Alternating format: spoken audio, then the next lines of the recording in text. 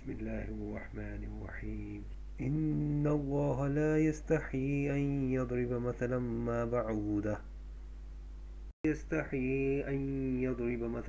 ما بعودة فما فوقها فأما الذين آمنوا فيعلمون أنه الحق من ربهم وأما الذين كفروا فيقولون ماذا أراد الله بهذا مثلا يضل به كثيرا ويهدي به كثيرا وما يضل به إلا الفاسقين۔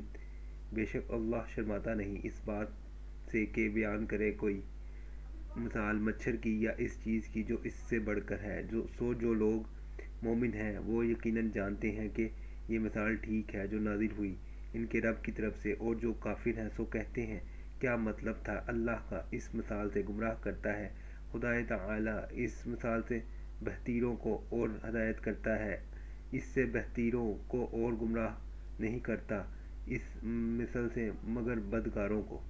الذين ينقضون عهد الله من بعد ميثاقه ويقطعون ما أمر الله به أن يوصل ويفسدون في الأرض أولئك هم الخاسرون۔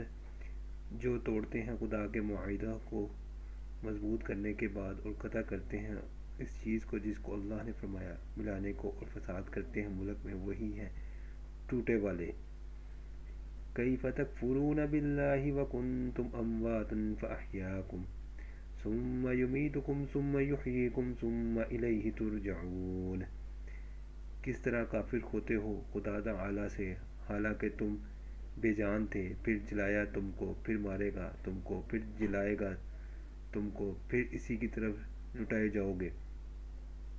هو الذی خلق لکم ما فی الارض جمیعا ثم استوى إلى السماء فسواهن سبع سماوات وهو بكل شيء عليم۔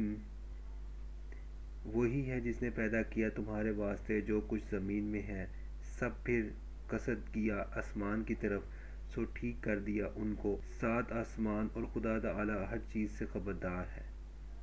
صدق اللہ العظیم۔